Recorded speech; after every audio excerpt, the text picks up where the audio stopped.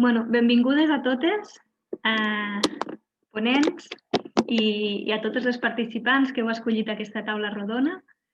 En aquesta taula rodona ara us compartiré una presentació, una petita slide perquè conegueu a totes les ponents i us explicarem una breu presentació, però el que volem és fer-vos arribar i explicar-vos què és la didàctica de les ciències i com apropar-vos en aquesta. Ho veieu bé? Sí.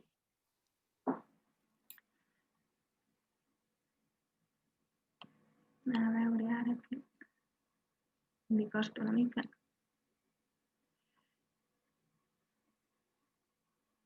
Bé, doncs això, l'objectiu d'aquesta taula, per les que us heu apuntat, és apropar la didàctica de les ciències a vosaltres, científiques i investigadores, que esteu interessades en l'educació. Bàsicament, volem explicar-vos en què consisteix, veure també i fer-vos arribar el missatge que també es pot fer recerca dintre del camp educatiu, si esteu interessades en això, i quins són els principals problemes que existeixen a l'hora d'apropar aquesta recerca a l'aula. Per això hem convidat a 3 expertes en el camp, que venen de diferents àmbits, però que totes elles porten una gran trajectòria en la didàctica de les ciències, tant des de nivell d'investigació com en diferents projectes educatius. I us faré una breu introducció a totes elles. Primer de tot, Mar Carrillo. Hola, Mar. Explicar-vos que la Mar és la directora del Màster de Formació del Professorat de la Universitat Pompeu Fabra i de la UOC, i també és la cap del grup de recerca educativa en ciències experimentals i de la salut de la Pompeu Fabra. La Mar és doctora en biologia i durant ja gairebé 10 anys, 11 anys, coordina el màster de professorat i n'és directora. Actualment ella, la seva recerca es centra en els mètodes d'aprenentatge a través de la indagació dins de l'àmbit biomèdic i també en la implementació del que són les competències transversals, així com la participació ciutadana dintre del camp educatiu. Després també tenim el plaer d'estar aquí amb la Marta García Matos. Ella és de formació física, però durant molt de temps ja sempre ha estat interessada en el que és la filosofia i la teoria del coneixement i ja es va doctorar en lògica per la Universitat de Helsinki. La Marta porta com a cap dels projectes educatius i de divulgació de l'IPO, va estar-hi treballant durant 10 anys i actualment porta 2 anys a la Fundació La Caixa, portant els projectes educatius sempre d'una manera integradora entre ciència, art i humanitat. L'Anna Garrido és la nostra última ponent i ella és una investigadora en didàctica de les ciències, ha treballat al grup CRECIM de la Universitat Autònoma i ha portat projectes tant a nivell europeu com a nivell estatal sobre projectes educatius sobre diferents camps de la didàctica de les ciències. Ella, bàsicament, ha format part també de formació de professorat a nivell de primària i infantil en didàctica de les ciències i també ha portat tota la part de recerca dins de l'aula, ja que actualment està fent classes com a professora de secundària en un dels nostres instituts. Dit això, i ho faig breument, passo la paraula a l'Anna, que ja que ella es troba cada dia a l'aula amb els alumnes, ens agradaria saber també, de primer de tot, què és la didàctica de les ciències i quina és la seva connexió amb la recerca. Deixo de compartir. Molt bé, doncs moltes gràcies, Míriam, per convidar-me. La didàctica de les ciències, què és? Doncs és una disciplina molt poc coneguda, des del meu punt de vista, invisibilitzada i quasi poc valorada. És una àrea de coneixement que veu de la pedagogia i que veu de les ciències. No és cap de les anteriors, però sí que requereix el coneixement de totes dues. Ara bé, és un nou coneixement que poca gent coneix, de fet, considero. A què es dedica la didàctica de les ciències? A investigar, a conèixer, a reflexionar sobre tres coses. En primer lloc, què ensenyar a l'aula de ciències, és a dir, quins són els continguts científics, ja siguin conceptuals, conceptes científics, epistemològics, és a dir, de com funciona la ciència o procedimentals, que són importants i que s'haurien d'aprendre a diferents etapes o nivells, ja des de l'educació infantil fins a universitària. I a més, també té una funció d'adaptar-los, el que anomenem transposició didàctica. Fem una feina d'adaptar aquest coneixement científic a cada nivell i ordenar-los per tal que l'aprenentatge sigui lògic i coherent al llarg de tota l'escolaritat. En segon lloc, també investiga com les persones aprenen ciències, quines variables afecten a l'aprenentatge, quins són els mecanismes cognitius, socials, emocionals que estan implicats en aquest aprenentatge i en concret el de les ciències. I per últim, en base a això, té una funció de dissenyar i provar com ensenyar-ho. O més aviat, potser la paraula ensenyar no m'acaba d'agradar perquè és com portar-ho a l'aula, què fer a l'aula, quines metodologies, què fer als alumnes per tal que puguin anar construint aquest coneixement. I d'una manera útil, significativa, i aquí entra el tema de l'alfabetització científica, entren molts aspectes que tracta la didàctica de les ciències. Des d'aquesta disciplina podria haver-hi dos vessants o camins professionals possibles als que es podria dedicar una persona que li sembla això interessant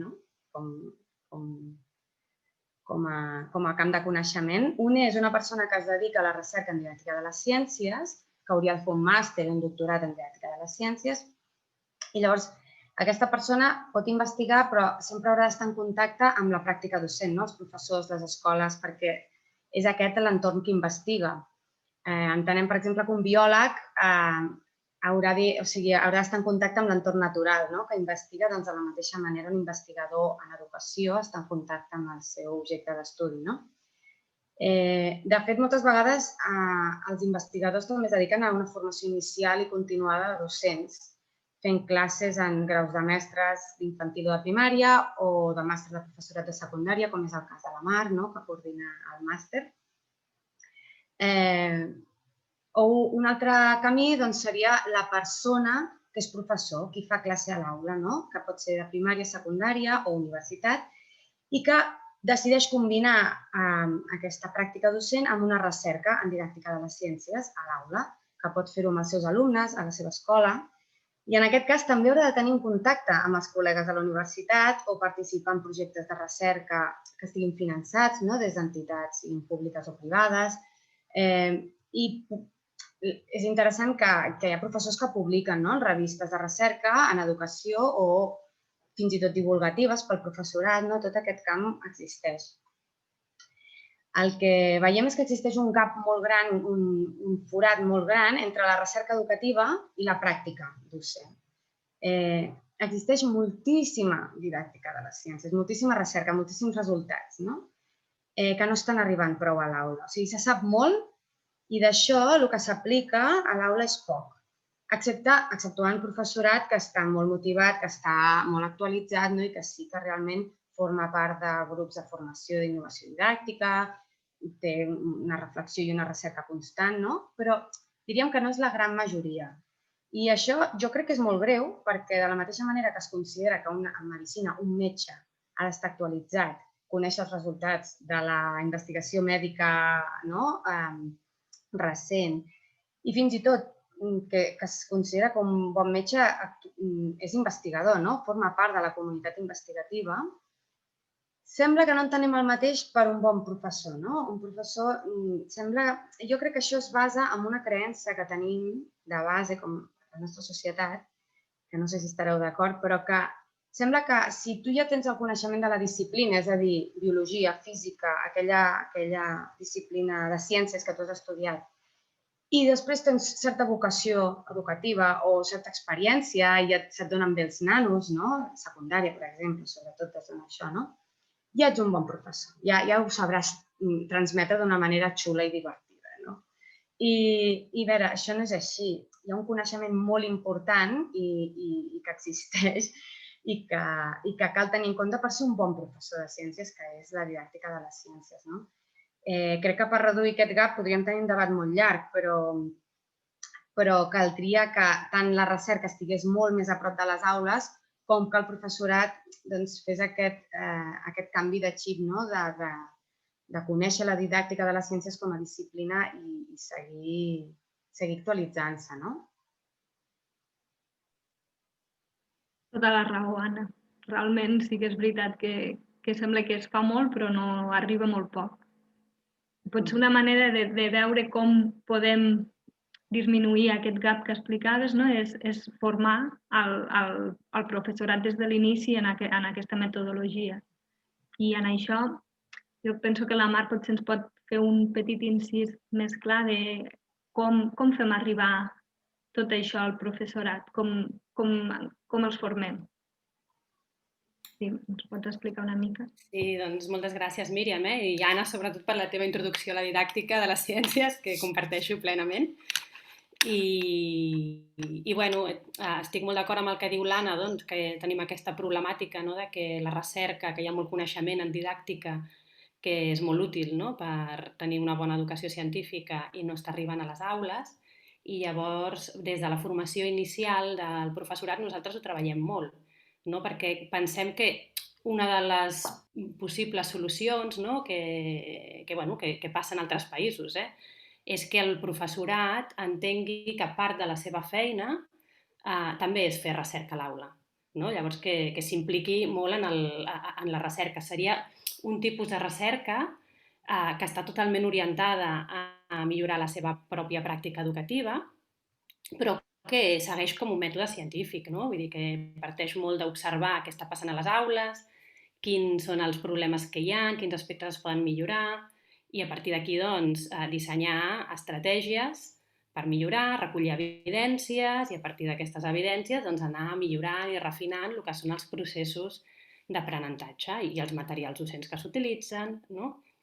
I bueno, clar, això nosaltres el que intentem des del màster és que sigui la principal eina de desenvolupament professional, perquè és la manera en què el professorat pot arribar a construir el millor coneixement sobre la pràctica fent aquest tipus de recerca. No? Llavors, també és un tipus de recerca que s'acostuma a fer de manera col·laborativa amb equips de professorat, no? Que llavors no només aprens només de la teva pròpia aula, sinó que hi ha grups de treball de professors que es reuneixen, identifiquen, no?, quines són els principals problemes i les coses que es poden anar millorant i van doncs, provant aquestes noves maneres, no?, i recollint les evidències. I llavors, bueno, seria, d'una banda, el professorat que vol fer recerca a la seva pròpia aula. Això ara mateix en el màster es treballa, no? Però clar, és una formació molt bàsica de recerca educativa. És el tipus de recerca que li diem la indagació del professor, que és el que pot fer el professor quan està en actiu i fa de professor i de recercador simultàniament. A banda, com molt bé ha explicat l'Anna abans, hi ha grups de recerca en didàctica que sempre busquen col·laborar, han de col·laborar amb els professors, les professores i les escoles i han de treballar conjuntament, no? Llavors, bueno, doncs, si el professorat volgués implicar-se en projectes com una miqueta més amplis, més enllà de les seves pròpies aules, doncs sí que s'hauria de formar en altres mètodes de recerca en didàctica, perquè els mètodes que s'utilitzen de recerca són molt diferents dels que s'utilitzen amb les ciències com naturals, no? Les que estem més acostumats als que tenim un background científic, no? S'aproxima més a unes ciències socials, no?, el tipus de mètodes que utilitzem, que no si venim d'una formació científica, que tot el professorat en ciències a secundària, doncs a secundària doncs ve amb aquesta formació doncs necessita i és un nou paradigma de recerca per ells, de fet, no? Perquè el tipus d'evidències amb les que treballem, la naturalesa de les evidències són diferents. No? No sé si... I després coses com que deia l'Anna, no? De què pot fer una professora o un professor que vol fer recerca? Doncs sobretot llegir. Hi ha moltes revistes de didàctica de les ciències que ja es presenten experiències superinteressants, no? De professors intentar publicar les coses que fan a les aules. Val? Que s'està generant, jo crec que en els últims anys s'ha generat molta cultura, d'això de compartir més a través de publicacions, de congressos, de jornades.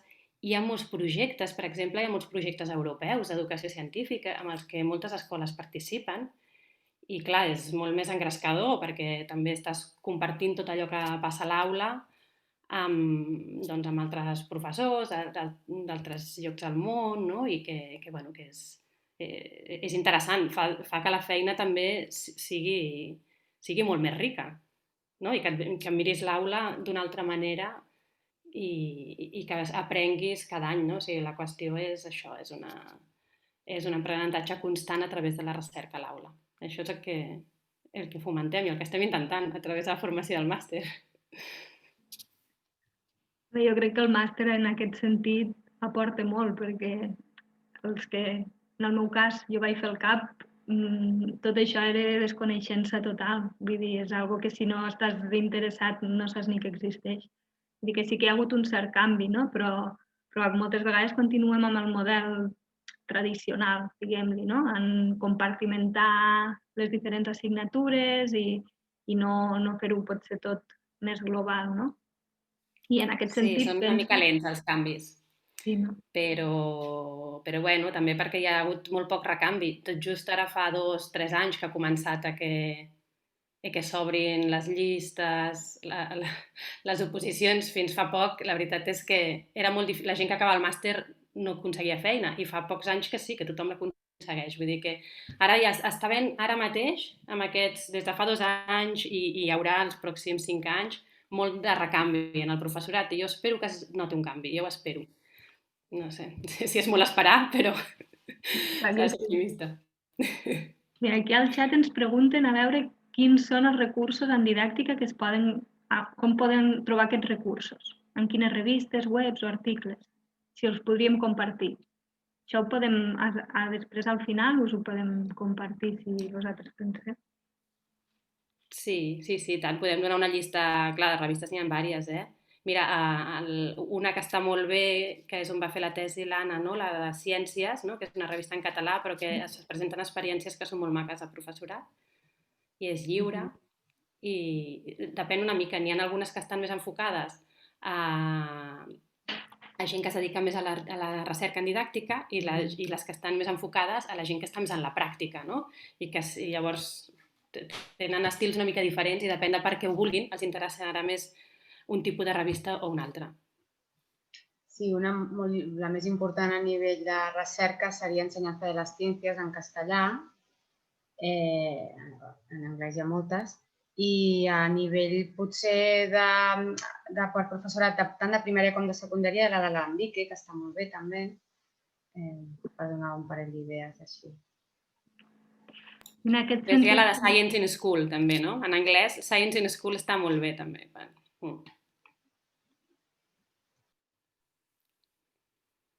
En aquest sentit, també el que dèiem, no? De potser aquest canvi de paradigma, no? D'intentar fer tot un ensenyament en ciències una mica més ampli per competències, jo crec que en això la Marta ens pot potser donar més informació de per què exactament és tan important fer aquest ensenyament en ciències d'una manera integradora amb les altres disciplines, amb art, amb humanitats, i per què penseu que això li dona un valor afegit?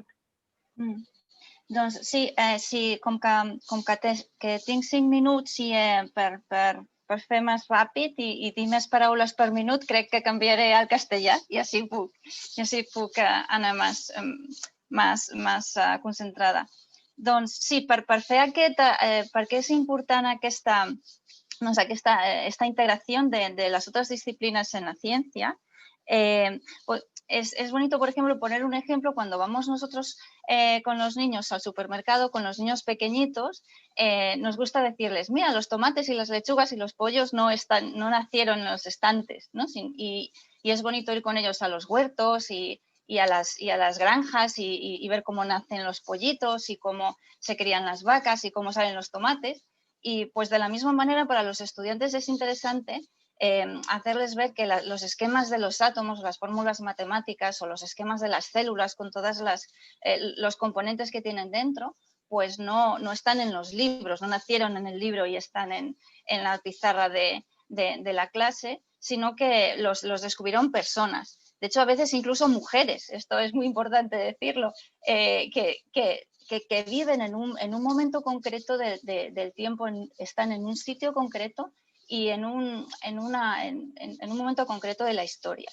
Y ver cuáles fueron sus influencias o sus pensamientos a la hora de hacer ese avance científico.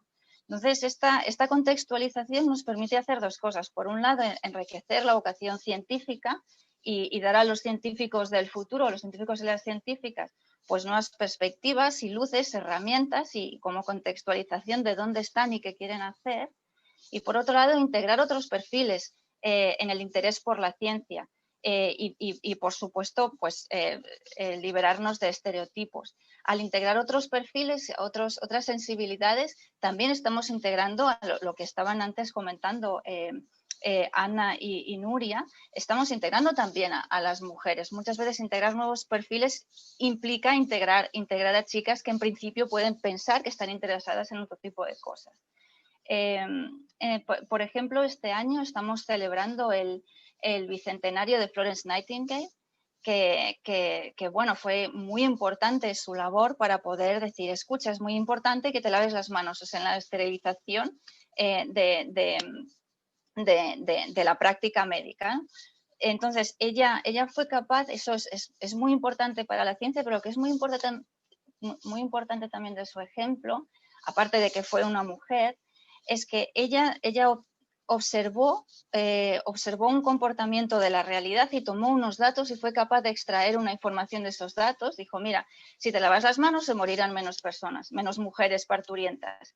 Pero no era capaz, a ella le costó mucho convencer a los directores del hospital y a los médicos de que debían lavarse las manos, porque no entendían, para ella era difícil explicar cuáles habían sido sus resultados. Entonces ella inventó algo muy importante para la ciencia, que fue la ilustración mediante gráficos de las estadísticas. Porque tú puedes explicar, pues mira la correlación, y no te entienden a no ser que hagas o sea que este año, esa ilustración con gráficos, ¿no? Con los quesitos o con las barras, con los colorines.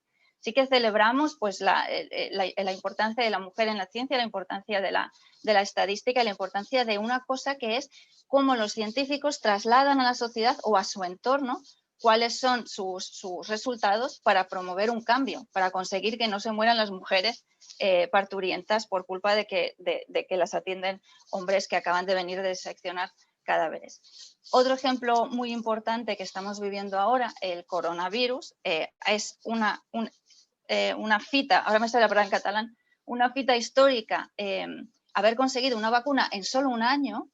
Eso significa que la ciencia abierta ha funcionado mucho, la ciencia ha cambiado su manera de actuar para conseguir en un año esto, pero también vemos que tenemos la vacuna, pero tardamos en ponerla, ¿no? O sea, estamos tardando en administrar la vacuna.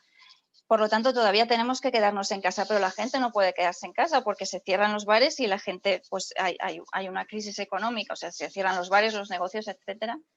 Y también hay gente que no cree en la vacuna o que le da miedo. Estos tres problemas, el problema de la gestión, el problema de la interconexión de la ciencia y la economía y el problema de la, digamos, formación científica de la sociedad, son problemas que van más allá de la ciencia, trascienden a la ciencia. Por lo tanto, los futuros gestores tienen que saber cómo trabajar con científicos y los futuros científicos tienen que saber cómo trabajar con gestores, que la sociedad tiene unos ritmos, que tiene unas inercias, que si un día dices una cosa y al día siguiente la otra, lo cual es completamente normal en ciencia y la sociedad puede entenderlo o no.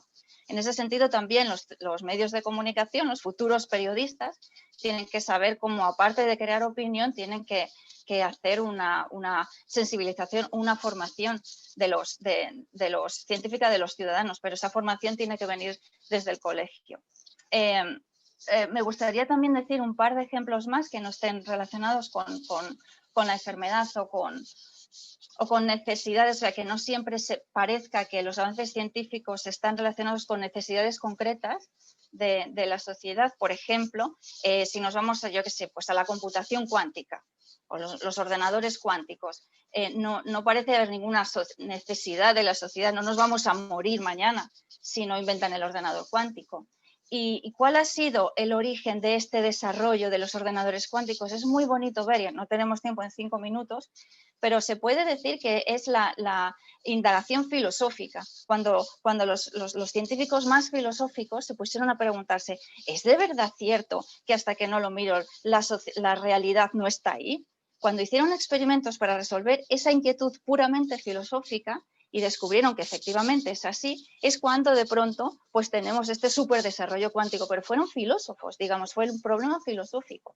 O por ejemplo en la inteligencia artificial y la robótica, cuando ponemos delante de un estudiante un algoritmo, puede que le interese o no, porque le interesen los algoritmos y los ordenadores y las matemáticas, pero si les decimos que a lo mejor un algoritmo como ese puede determinar quién va a la prisión en un momento, o a quién se contrata o a quién no se contrata o a quién se despide, porque no tenemos la capacidad los humanos de gestionar los datos y se lo tenemos que dar a los ordenadores, pues a lo mejor ellos dicen, oye, explícame un poco más cómo funciona eso porque me interesa. O sea, la dimensión ética y práctica de los avances de la ciencia interesa a todo el mundo, y puede ser no solamente que ha de interesar a todo el mundo, sino que puede ser que porque tiene esa implicación filosófica o ética, un perfil que en principio no parece muy científico, de pronto se hace científico. Entonces, bueno, pues aquí también vemos que en estos dos últimos ejemplos cómo las humanidades las humanidades guían a las ciencias. Entonces, en otras mesas se está discutiendo cómo hacer que las mujeres y las niñas se interesen más por la ciencia. Una respuesta podría ser esta visión integradora. En otras, cómo ir de la ciencia al mercado, pues la visión integradora de las personas que como Ana Bosch, que tiene una mentalidad súper científica, lo entiende bien. Si todas las empresas y grandes corporaciones fueran así, pues sería más productivo. Y por último, y relacionado con la didáctica, sería muy interesante, o sea, cómo se lleva esto al aula. Pues cada profesor o profesora puede poner en práctica, dependiendo de qué es lo que más le guste, algunas prácticas u otras, hay varias, pero sería interesante quizá hacer una investigación sobre si hago este tipo de integración de humanidades y ciencia, ¿tengo más chicas? No sé, sería, para terminar, ¿no?, como una bonita práctica para poner en práctica lo que decían Ana y Mar sobre ser investigadora de tu propia acción en el aula. Aquí, eso jo crec que nos da para un debate amplio, no? Però quines penseu vosaltres, Mar i Anna també, i Marta, ara? Vull dir, quines poden ser aquestes estratègies, potser? Com fer-ho arribar? Bueno, jo volia afegir, em sembla molt interessant el que explicava la Marta, d'aquesta visió integradora de més disciplines i sobretot els temps que corren, no? Els exemples que has donat, no? Crec que tot aquest sortir de la ciència des d'una visió més pura, no? I donar una visió de que la ciència, per prendre decisions, a part dels resultats científics, necessites també tenir en compte altres implicacions socials, econòmiques, polítiques, ètiques, no? Tots aquests aspectes, quan s'integra, crec que és molt interessant, crec que pots engrescar moltes més noies a entendre que la ciència no és una cosa també com tan, no sé com dir-ho, tan pura, no? I que aquesta visió potser més interdisciplinària ens interessa més. I, per exemple, la didàctica de la ciència és tot un camp, és el de les controvèrsies sociocientífiques, que és portar això a l'aula, realment fer els nostres alumnes capaços d'intentar plantejar-se aquestes controvèrsies, quines decisions prendrien, en base a quines dades, reflexionar, investigar per poder prendre decisions fonamentades, però alhora tenint en compte tots aquests altres aspectes. I això és molt complex, molt interessant i molt maco i jo crec que molt necessari a la nostra educació per formar persones capacitades i ciutadans aptes per a aquesta societat globalitzada, complexa i això, però també per engrescar dones, sí. Crec que estic d'acord amb això. Sí, només afegiria que s'està fent molta feina en aquest sentit. O sigui, que hi ha un munt de... O sigui, per una banda hi ha moviments, hi ha tot el moviment que es diu de la RRI, de la Responsible Research and Innovation, que una de les grans potes és l'educació científica i tracta això de formar ciutadans que siguin capaços de participar activament en la societat en la que estem.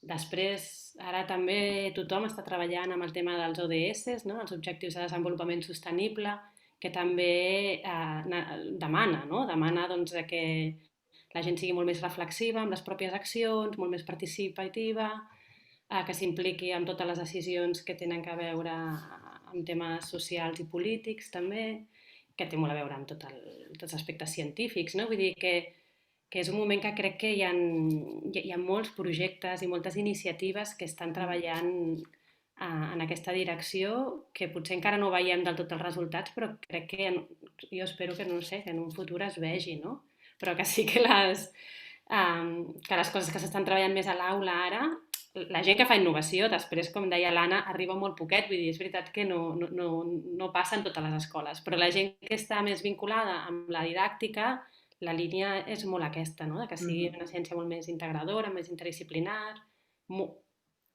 capacitar-los això, les persones per poder participar d'una manera reflexiva, informada, crítica en la societat. Sí, el Living Lab de Salut del CICAS, a la Rosina Malagrida, tracta molt aquests temes de la RRI. Té un programa de molts anys que va a les escoles per ensenyar als docents a fer aquesta investigació oberta a l'aula. I suposo que hi ha molts més, però vull dir, per donar una referència al Living Lab de Salut de CICAS ho fan molt bé. Sí, jo he participat en alguns projectes amb ells i la veritat és que treballen molt bé. I hem fet projectes amb escoles en els que els alumnes fan de recercadors, amb l'acompanyament d'alguna investigadora o investigador i la veritat és que són coses molt maques. Vull dir que si us interessa aquest tema, mirar el que estan fent al Living Lab i d'Irsi Caixa és interessant.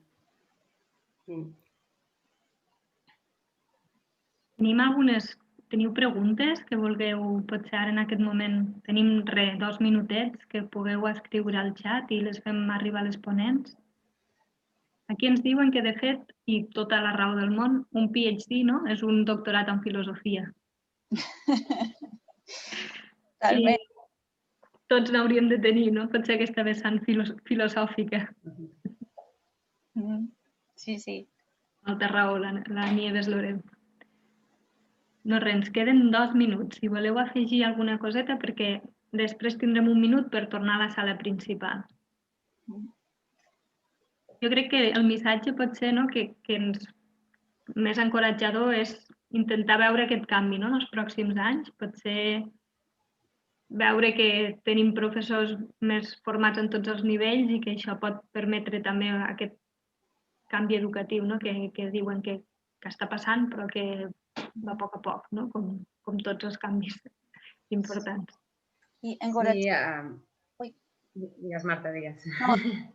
Encoratjar des de totes les institucions que hi hagi aquesta comunicació que decíais al principi, la comunicació entre els professors per veure com es fa. Doncs mira, si pots parlar amb els altres professors a congressos, a revistes, per poder que la comunitat et doni el suport de fer aquest canvi. Jo anava a dir que estem en un moment molt interessant, que la Mar ja ho ha dit abans també, que per una banda, des de dalt s'està cada cop més veient la importància d'apropar la ciència a la ciutadania i i de fer aquesta ciència més assequible, no? I s'estan tots els projectes de RRI, tot aquest món. I, per altra banda, a les escoles hi ha també una efervescència, no? De voler fer les coses diferents, hi ha molts pares i mares demanant una escola diferent, una educació diferent, i jo crec que hem d'aprofitar aquesta embranzida per intentar anar fent cada cop les coses millors i intentar reduir aquest gap que parlàvem, que realment la recerca del que funciona i del que cal portar a l'aula arribi. I, bueno, això obriria un debat de com fer-ho, però si entre tots ens ho proposem, jo crec que sí, que és un bon moment i també soc optimista amb això. I només una última coseta, vull dir que podeu contribuir-hi de diferents maneres. Vull dir, podeu contribuir si decidiu que després del doctorat o voleu reconduir-vos professionalment i fer de professores o fer recerca més en l'àmbit de la didàctica, però també si continueu amb la recerca, no? Perquè una de les coses que més es busca és aquest vincle de la recerca amb l'escola. I llavors vull dir que si us interessa el tema podeu contribuir, feu el que feu. Bueno, ens queden 47 segons. Sap greu haver de tallar-vos perquè realment jo penso que és un debat que ens dona per molt més i per moltes altres activitats. Gràcies a totes per vosaltres, per tot aquest coneixement que ens doneu i a totes les participants per haver-vos apuntat. Simplement tornar a l'aula a la sala principal perquè allà farem l'acte de cloent de final. Molt bé. Gràcies, Míriam. Gràcies, moltes gràcies. Tenim 19 segons. Moltes gràcies. Molt bé. Adéu. Gràcies, Míriam. Sí, a vosaltres.